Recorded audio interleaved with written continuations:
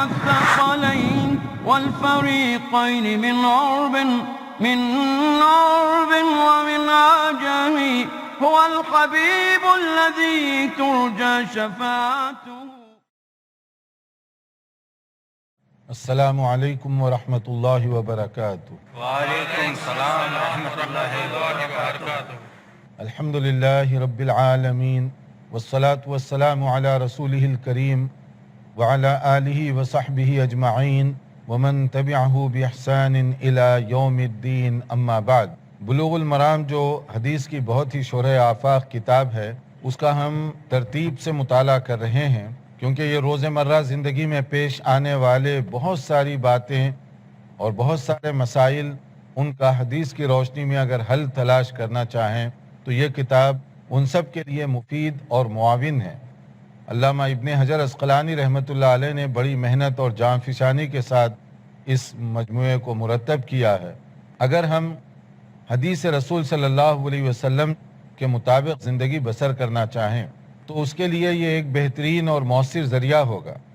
اس سے پہلے ہم نے کتاب الصلاۃ اور اس میں مختلف چیپٹرز اس کا تذکرہ کیا، دیکھا، اس کو پڑھا. نماز کے سلسلے میں بہت سارے عنوانات کو ہم نے کور کیا، اور اس میں صلاۃ اللیل، قیام اللیل، رات کی نماز، اس کے بارے میں دیکھا کہ وہ کتنی فضیلت والی نماز ہے، کتنی رحمت اور برکت والی نماز ہے. پھر اس کا طریقہ بھی معلوم کیا کہ رسول اکرم صلی اللہ علیہ وسلم رمضان یا غیر رمضان میں 11 رکعت سے زیادہ نہیں پڑھا کرتے تھے، اور اس پر تمام کا اتفاق ہے کہ رسول اکرم صلی اللہ علیہ وسلم رمضان یا غیر رمضان میں یہی نماز پڑھا کرتے تھے. اور ایک نمبر جو بتایا گیا 13 رکعت، اس کی بھی گزشتہ لیکچر میں وضاحت کی گئی کہ وہ اس طرح کے 8 رکعت تراویح کے، اور اس کے بعد 3 رکعت وتر اور 2 رکعت فجر کی سنت، یا کبھی کبھی نبی کریم صلی اللہ علیہ وسلم 3 کے بجائے 5 رکعت وتر بھی پڑھتے تھے، جیسے کہ ام المؤمنین حضرت عائشہ رضی اللہ تعالی عنہ بیان فرماتی ہیں. اسی سے مختلف علماء ان کا اتفاق ہے کہ رسول اکرم صلی اللہ علیہ وسلم تراویح اور تہجد کے نام سے الگ نماز نہیں پڑھتے تھے. یہ نماز وقت کے حساب سے اس کے نام الگ الگ ہیں. وتر کے سلسلے میں اور قیام اللیل کے سلسلے میں ایک اور بھی وضاحت سمجھ لیجئے، کیونکہ رات کی نماز اللہ تعالیٰ کے تقرب کا ایک بہترین ذریعہ ہے، اجر و ثواب کا باعث ہے، آخرت کی نجات اور درجات کی بلندی کا یہ سبب بننے والی ہے. حضرت علی رضی اللہ تعالیٰ عنہ نے خاص طور پر وہ لوگ جو حفاظ ہیں، حافظ قرآن، ان کے لیے ایک مشورہ دیا. اس مشورے کو ہم ذہن میں رکھیے. فرماتے ہیں عن علی بن ابی طالب رضی اللہ تعالیٰ عنہ قال، حضرت علی بن ابی طالب فرماتے ہیں قال رسول اللہ صلی اللہ علیہ وسلم، کہ رسول اکرم صلی اللہ علیہ وسلم نے یہ فرمایا ہے، اوتروا یا اہل القرآن فإن اللہ وتر یحب الوتر، کہ اے قرآن کے حاملین تم وتر کا اہتمام کرو، اور ویسے بھی اللہ تعالیٰ وتر ہے اور وتر کو زیادہ پسند فرماتے ہیں. تو نبی کریم صلی اللہ علیہ وسلم کا اس سلسلے میں حفاظ کو، اہل قرآن کو خاص طور پر مخاطب کرنا اس بات کی دلیل ہے کہ جو حاملین قرآن ہیں، حفاظ کرام جس کو ہم کہتے ہیں، قرآن مجید کے ساتھ ان کا ایک خاص تعلق ہے. اگر وہ قیام اللیل کا اہتمام کریں، اس میں تراویح بھی ہے، اس میں تہجد بھی ہے، یا قیام اللیل کے نوافل بھی ہیں، پھر اس کے بعد وتر ہے، تو قرآن کریم کی حفاظت کا ایک بہترین ذریعہ ہوگا. اگر حافظ ہے، رات کی نماز کا اہتمام نہیں کر رہا ہے، تو وہ قرآن کریم کی حفاظت کیسے کرے گا؟ اگر کوئی حافظ رات کی نماز کا اہتمام کرے تو قرآن کریم کی حفاظت کا بھی ذریعہ ہوگا، کیونکہ روزانہ تراویح میں یا روزانہ قیام اللیل میں یا روزانہ رات کی نماز میں کچھ نہ کچھ حصہ وہ پڑھے گا، چاہے آدھا پارہ پڑھے، چاہے پاؤ پارہ پڑھے، تو اس کا اعادہ ہوتا جائے گا، اس کو وہ بار بار پڑھتا جائے گا. تو حافظ قرآن کے لیے اس کا خاص طور پر اہتمام کرنا چاہیے. اور اس میں بعض علماء نے لکھا ہے کہ جو دین کا کام کرنے والے ہیں، ان کو فرض نمازوں کے علاوہ رات کی نماز پر خصوصی توجہ دینی چاہیے، کیونکہ رات کی نماز اللہ تعالیٰ کو راضی کرنے کا ایک ذریعہ ہے.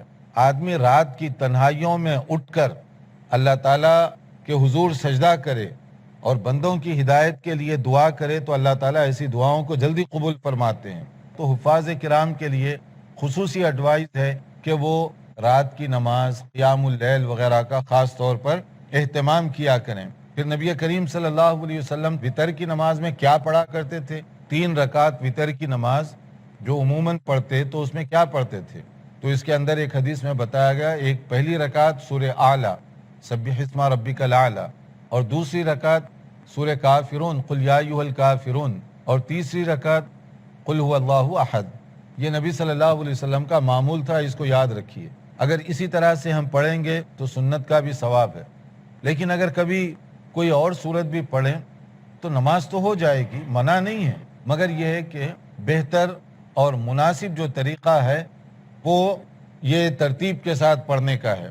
جیسے کہا گیا کانا رسول اللہ صلی اللہ علیہ وسلم یوتر بسبح اسم ربک الاعلی وقل یا ایھا الکافرون وقل هو اللہ احد۔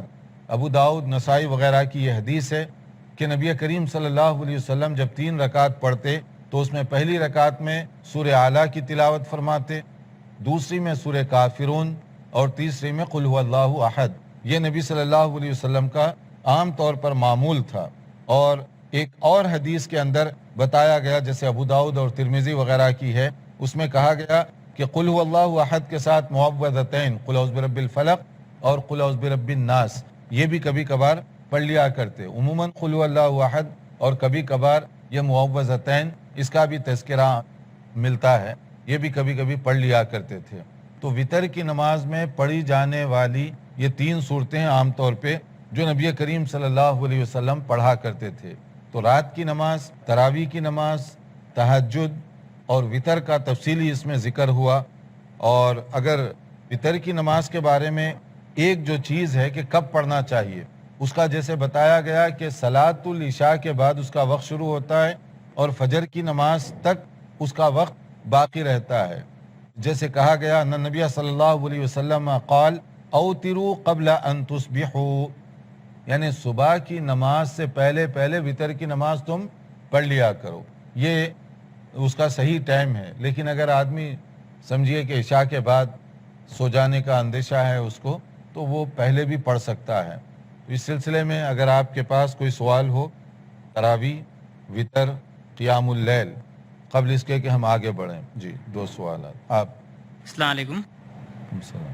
شیخ، اکثر مساجدوں میں یہاں 20 رکعت تراویح پڑھی جاتی ہے اور وہاں ہم 8 رکعت تراویح پڑھ کے فارغ ہو سکتے ہیں؟ دیکھیے اکثر مساجد میں 20 رکعت پڑھی جاتی ہے تراویح، تو ہم 8 پڑھ کر فارغ ہو سکتے ہیں یا نہیں؟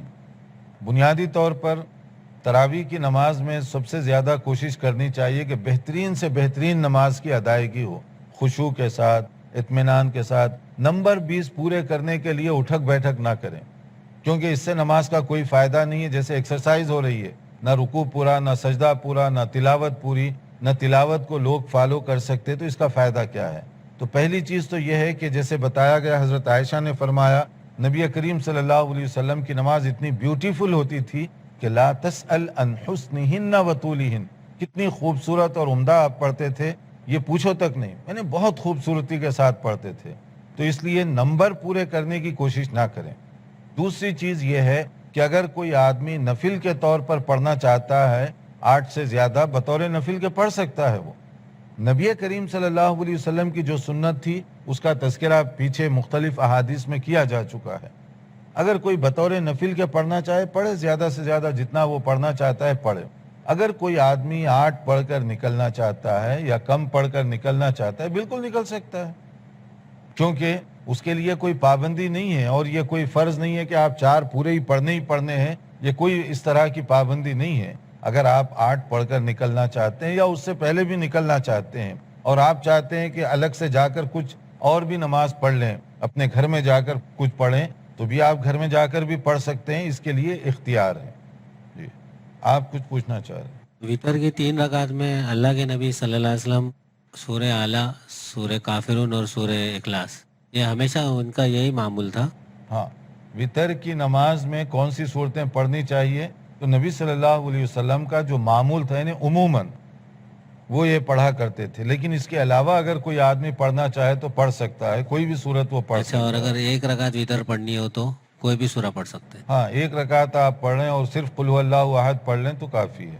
جزاک اللہ۔ جی آگے اس کے بعد ہمارا جو دوسرا اور نیا چیپٹر شروع ہو رہا ہے وہ اس اعتبار سے بہت اہم ہے کہ اس میں یہ جو عام اور بھی کچھ نوافل ہیں جو وطر یا جو 12 رکعت یا اس کے علاوہ ہے جنرل، جیسے ہم لوگ کہتے ہیں چاشت کی نماز یا اشراق کی نماز یا صلاۃ الضحیٰ وغیرہ وغیرہ، اس کی کیا حیثیت ہے اور کیا اس کو پڑھنا چاہیے یا نہیں پڑھنا چاہیے۔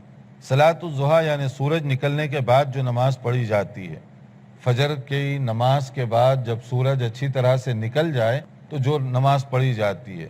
صلاۃ الضحیٰ کے بارے میں مختلف احادیث ہیں اور اس کی تعداد بھی الگ الگ بتائی گئی ہے، جو کہ 2 رکعت سے 12 رکعت تک بنتی ہے، کم سے کم 2، زیادہ سے زیادہ 12۔ اور اس کے پڑھنے کا جو ایک فائدہ بتایا گیا کہ آدمی کے جسم میں جو جوڑ ہوتے ہیں تو یہ نماز کی وجہ سے جسم کا جو بدن کے جو جوڑ ہیں، جوائنٹس، ہر ایک کی طرف سے گویا ایک کفارہ دیا جا رہا ہے۔ اب الگ سے تو آدمی کفارہ دے نہیں سکتا، نہ صدقہ دے سکتا ہے، اگر یہ 2 رکعت ادا کر لے تو عموماً وہ سمجھیے کہ اپنے بدن کی طرف سے اس کا ایک کفارہ ہے، یہ اس کا ایک فائدہ بتایا گیا۔ اور اس کا وقت طلوع آفتاب سے لے کر جب سورج میں گرمی پیدا ہو جائے، جس کو حدیث میں کہا گیا حین ترمز الفصال، جو اونٹنی کے بچے ہیں چھوٹے، ان کے پاؤں جب گرم ہونے لگیں، یعنی ذرا سا گرمی میں شدت پیدا ہو جائے تھوڑی سی، تو وہ جو ہے بچے ان کے پاؤں گرم ہو جاتے ہیں، سورج نکلتے ہی نہیں ہوتے، تھوڑی دیر کے بعد، تو اس وقت تک اس کا ٹائم باقی رہتا ہے۔ تو اس کی نماز کے پڑھنے کے سلسلے میں نبی کریم صلی اللہ علیہ وسلم سے کیا احکام ملتے ہیں، اس کے لیے دیکھتے رہیے ہمارا پروگرام۔ ایک مختصر وقفے کے بعد انشاءاللہ حاضر ہوں گے۔ محمد